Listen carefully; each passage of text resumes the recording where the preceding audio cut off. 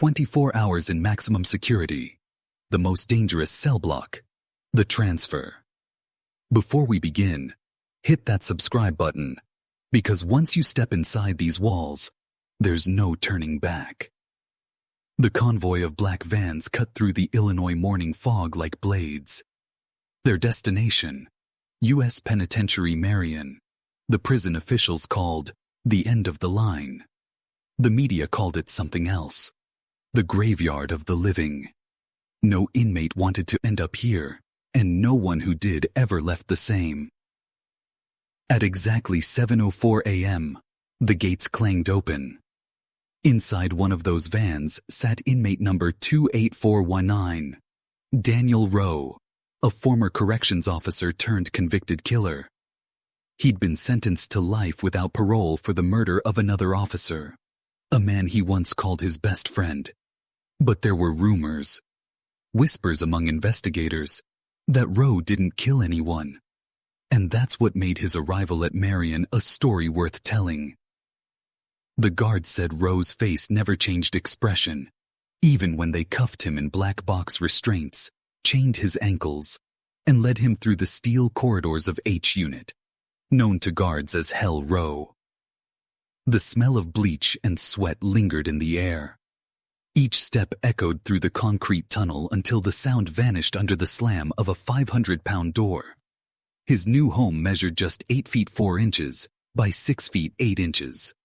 A box of concrete and steel. No chair, no table, only a slab for a bed. Meals would come through a slot in the door. Lights on 24 hours. Cameras always watching. To the public, Marion was where the country's worst offenders were buried alive. But inside, it was also a system. One fueled by fear, secrets, and control. Guards worked 12-hour shifts. Inmates were locked down for 23. Violence simmered under every silence. By noon, word spread fast. A former CO had arrived. In prison hierarchy, that made Rowe a target. Men who had once beaten in under his authority now shared the same concrete purgatory. Inmates shouted through the vents, taunting him. "You ain't the boss no more, Rowe," one yelled from the next cell. "Welcome to your own cage." But Rowe didn't respond. He just stared at the small metal vent above his toilet and whispered, "I shouldn't be here." Meanwhile, outside the walls, Detective Lena Hart, the investigator who had reopened the case, sat in her unmarked sedan, staring at the facility from a distance. She'd spent months reviewing evidence from the officer's murder that put Rowe away. Something wasn't right.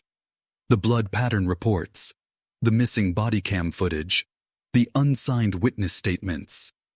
All of it pointed to a cover-up. She believed Rowe was framed by someone inside the system. And Marion, with its history of secrecy and internal violence, was the perfect place to keep a man silent. Back inside, Rowe's first meal, lukewarm beans and cornbread, slid through the slot. A folded note came with it. "You don't belong here. Keep your mouth shut." There was no signature, no handwriting he recognized. That night, the screams started. Somewhere down the corridor, an inmate yelled for help. A guard's boots thundered past Rowe's cell. A dull thud followed, then silence. Rowe pressed his ear to the steel door, heart pounding. The silence stretched for minutes until the intercom crackled. Lockdown, all movement suspended. By 2:00 a.m. the cell block went dark. Not lights out, just darker. The fluorescent bulbs flickered as if warning something was coming. Rowe sat awake on his slab, thinking about the friend he was accused of killing, Officer Brent Keller. They'd worked side by side for 7 years. The night Keller died, Rowe had responded to a call in the prison workshop. He'd found Keller stabbed, once, clean through the chest. The knife had Rowe's fingerprints, but he swore he'd never touched it. And now, in the same type of concrete box where Keller once walked rounds, Rowe realized he was trapped in more than a prison. He was trapped inside someone's plan. The next morning, during the 2-hour recreation window, A guard escorted him to the small concrete yard, a cage within a cage. From there, he saw another inmate staring at him through the fence. The man's face was scarred, eyes cold. Rowe recognized him immediately. Calvin Briggs, an inmate who'd served under Keller's watch, and whose sentence had mysteriously been reduced months after Rowe's arrest. Briggs smiled. "Ain't it funny how tables turn, officer?" Rowe didn't reply, but the look in Briggs' eyes said everything. He knew something. Something about Keller's death. That afternoon, Detective Hart received an anonymous envelope at her Chicago office. Inside was a prison transfer record dated 3 weeks before Keller's death. It showed Calvin Briggs had been moved out of segregation the day before the murder, authorized by Officer Keller himself, scribbled at the bottom in pen. "You're next, Keller." Hart's pulse raced. She grabbed her coat and headed back toward Marion. Inside the prison, the tension climbed. That evening, as Rowe's dinner slot opened again, the same guard slipped him a small folded note. Different handwriting this time. It read, "Cell Block D, Vent 7, midnight." Rowe hesitated, heart hammering. In this place, even curiosity could get you killed. But if he wanted the truth, he had no choice. When the lights dimmed, he waited. Midnight came. He stood on his slab and reached for the vent. A whisper drifted through the duct. A voice low and trembling. "They killed Keller because he found out what they were running through the workshop. You were next. But someone changed the plan." "Who?" Rowe whispered back. "The warden. He needed a faithful guy. You were loyal. That made you dangerous." The voice stopped. A distant clang echoed down the block. Then, just as Rowe turned from the vent, his light went out completely. And from the darkness, a voice outside his door whispered, almost amused, "Welcome home, officer." The silence below. The cell block lights never came back on. For 37 minutes, the cameras in H unit went dead. The official report later called it a routine maintenance blackout, but inside, everyone knew better. In Marion, nothing happened by accident. Daniel Rowe stood motionless in his pitch-black cell, feeling the damp air tighten around him. Somewhere down the hall, he heard the rhythmic scrape of metal against concrete. Slow, deliberate, patient. He wasn't sure if it was a guard, an inmate, or something worse. The sound of someone waiting. At 1:08 a.m., the power flickered back to life. White fluorescent light flooded the cell again. But something had changed. The note he'd hidden under his mattress, the one from the vent, was gone. Someone had been inside his cell. A cold realization sank in. The guards had keys, but so did others. By sunrise, the block smelled of disinfectant and tension. The intercom crackled to life. "All inmates remain in cell. Internal investigation underway." 2 guards stopped at Rowe's door. Their faces were blank, eyes hidden behind mirrored shades.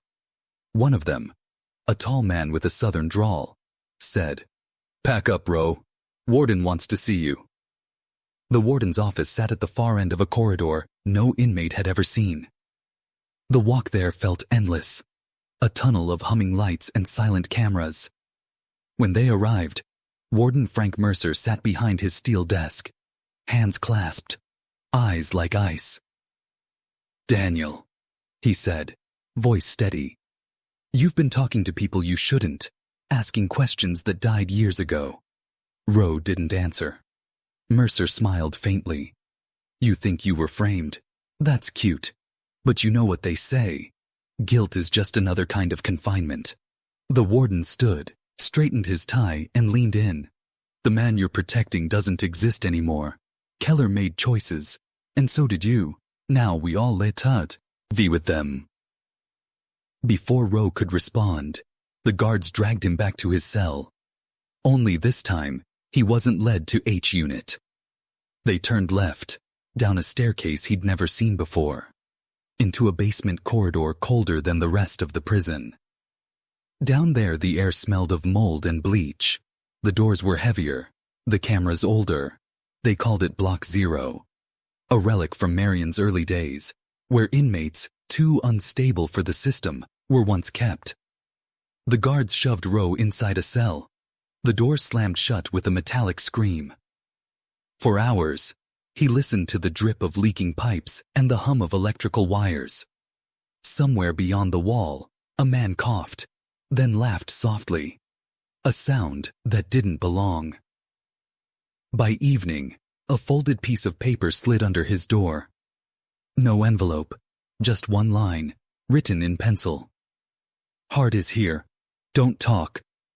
Roe's pulse quickened. Detective Lena Hart had come for him. But how? Outside, Lena stood in the warden's office, badge clipped to her belt. I have authorization from the bureau, she said. I'm reopening Keller's case. Mercer leaned back, expression unreadable. Case is closed, detective. Your suspect's in a cell. That's the end of it. Hart dropped the transfer documents on his desk. Then explain this. Why did Calvin Briggs get released early? Why did the surveillance cameras in the workshop go offline the night Keller was killed? And why is Roe locked below the main level, when that block hasn't been operational in 10 years? Mercer's jaw tightened. You're treading on dangerous ground, detective. Funny, she said, leaning closer. So are you. Minutes later, Mercer made a quiet call from his desk phone. Down in Block 0, a red light above Roe's cell began to blink. The faint hiss of the ventilation system filled the air. But this time, it wasn't air coming through. Roe coughed once, then again. A burning smell filled his lungs. Gas. Panic surged through him as he pounded on the steel door. No response. Then, the vent above him rattled. A small metallic clang. Someone was loosening the screws from the other side. A face appeared through the slats. Pale, scarred, shaking. It was Calvin Briggs. You were right, Briggs whispered. They set you up. They set us all up. Keller found the shipments. Drugs, smuggled through the prison workshops. Mercer's behind it. Roe stared up, choking. Then why? Why help me? Because I'm already dead, Briggs said quietly. They gave me a choice. Kill Keller, or they'd kill my sister. I did it, but Keller knew it wasn't you. He tried to expose them. Mercer framed you instead. I couldn't. He stopped mid-sentence. A shot rang out. The vent burst open, shards of metal raining down. Briggs fell backward, silent. The red light went dark. Within seconds the gas vents shut off, and the door to Roe's cell unlocked. Guards stormed in, pulling him to his feet. No one said a word. They hauled him out and back to H Unit as if nothing had happened. The next morning, Detective Hart tried to reach Roe for questioning. The warden said he'd been transferred. But when she checked the system, there was no record. Not of a transfer. Not of Block 0. Not even of inmate 28419. Gone. Erased. Hart drove back toward Chicago in silence. She turned on the radio to steady her nerves. The news anchor's voice broke through the static. Breaking news out of Marion, Illinois. The warden of U.S. Penitentiary Marion, Frank Mercer, has resigned amid allegations of corruption and misconduct. The Department of Justice has launched an investigation. She stared at the highway, the wind howling against the car. On the seat beside her sat a single envelope, the one she'd found taped to her windshield that morning. No address, no fingerprints, just a short message scrawled in the same sharp handwriting as the notes Roe had received. 24 hours. Check. The basement. Hart pressed the accelerator. The highway disappeared into the fog, and behind her, the gates of Marion closed once more, sealing in its secrets. Because in America's most dangerous cell block, the walls don't just keep men inside, They keep the truth buried alive. If you think this story was intense, you're not ready for the next one. Hit subscribe, because the next door we open might be darker than this one.